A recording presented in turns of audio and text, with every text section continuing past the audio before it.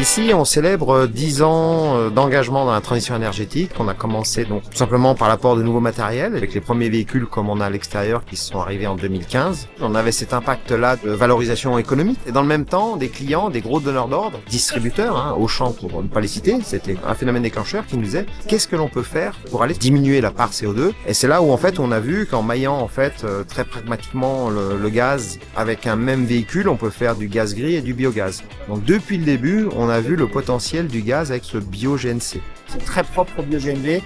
Ça permet de créer une notion de boucle locale qui est vertueuse d'un point de vue environnemental, qui est vertueuse d'un point de vue sociétal. Parce qu'il faut oublier que quand vous produisez du bio-GNV, ce sont des déchets agricoles qui permettent de créer de nouvelles valeurs pour les agriculteurs sans les empêcher de faire leur travail d'agriculteur.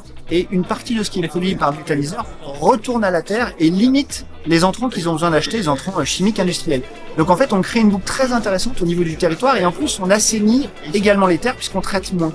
Donc c'est vraiment un ensemble et pour le coup, le bio-GNV là-dessus, c'est quelque chose quand on regarde sur toute la chaîne, on se dit pourquoi on l'a pas plus développé depuis plus longtemps.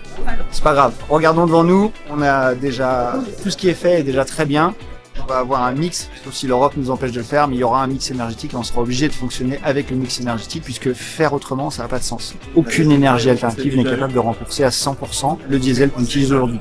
On utilise trop de diesel et on n'a pas assez d'énergie disponible sur les énergies alternatives. Donc on va être obligé de toutes les utiliser un petit peu si on veut pouvoir remplacer le diesel et continuons sur cette dynamique, on pourrait y arriver.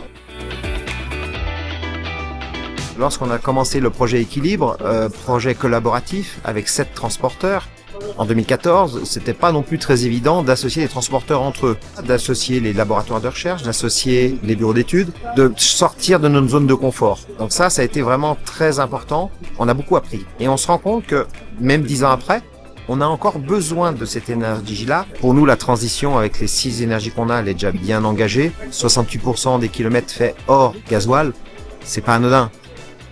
Si on pouvait tout juste que nos confrères fassent de même, ça serait déjà pas mal.